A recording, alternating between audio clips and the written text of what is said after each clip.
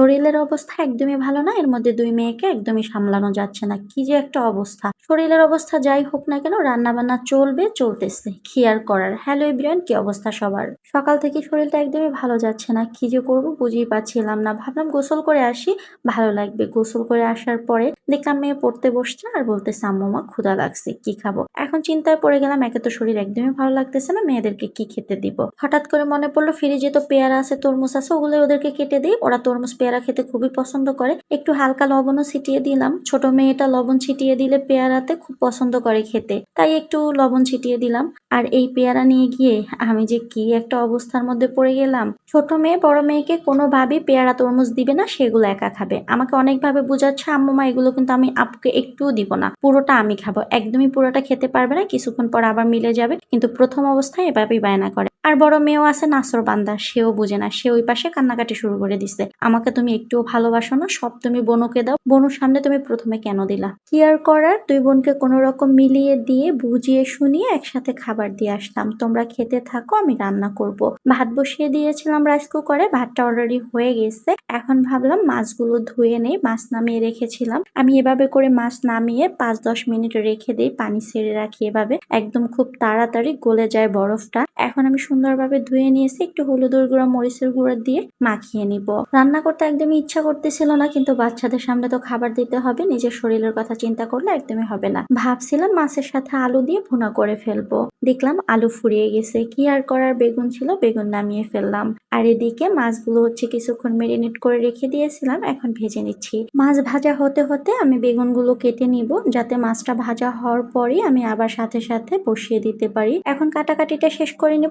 একটাই মাত্র অবশিষ্ট আলু ছিল, এই একটা আলুই দিতে হবে, কিচ্ছু করার নেই। বেগুনগুলো কাটতে গিয়ে অবাক হয়ে গেলাম। ৩টা বেগুন ছিল, ২টাই পোকায় ধরেছে। কি আর করার, যেগুলো ভালো সেগুলোই কেটে কেটে নিচ্ছে, বাকিটা ফেলে দিতে হচ্ছে। কিচ্ছু করার নেই। বেগুন আমার খুবই পছন্দ, যে কোনো তরকারিতে বেগুন দিলে কিন্তু খেতে ভালোই লাগে। বাট আমার যে কি পরিমাণ প্রবলেম হয় কি আর বলবো, প্রচুর পরিমাণে অ্যালার্জির প্রবলেম দেখা দেয় আমার বেগুন খেলে। তারপরও বাধ্য হয়ে দিচ্ছি, বাচ্চাদের বাবা আবার পছন্দ করে বেগুন খেতে। বাচ্চারা তো একদমই খেতে চায় না, তবে মাছ দিয়ে চালিয়ে দিব, সাথে একটা আলুও দিচ্ছি। আলুটাও একটু নষ্ট দেখা যাচ্ছে, তবে চলে যাবে, সমস্যা হবে না, খাওয়া যাবে। ধুয়ে নিয়েছি। এখন এখানে আমি মশলাটাকে ভালোভাবে কষিয়ে নিয়েছি। কালারটা কিন্তু অনেক সুন্দর হয়েছে। শরীর খারাপ বলে কিন্তু একদম চুপচাপ এড়িয়ে যেতে পারিনি। ঘরের কাজ করার থেকে, সেই রান্না বান্নার থেকে শুরু করে বাচ্চাদের খাওয়ানো, সবকিছুই কিন্তু কমপ্লিট করেছি। আসলে আমরা মায়েরা এরকমেরই। যতই শরীর খারাপ থাকুক না কেন, যতই যা হোক না কেন, ঘর গোছানো থেকে শুরু করে রান্না বান্না, বাচ্চাদেরকে সামলানো, খাওয়ানো, এগুলোর থেকে একদমই রেহাই পাওয়া যাবে না। তারপরেও সবকিছুর জন্য আলহামদুলিল্লাহ। সবাই ভালো থাকবেন, সুস্থ থাকবেন। আজ এই পর্যন্তই, দেখা হবে নতুন কোনো ভিডিওর মাধ্যমে। আল্লাহ হাফেজ।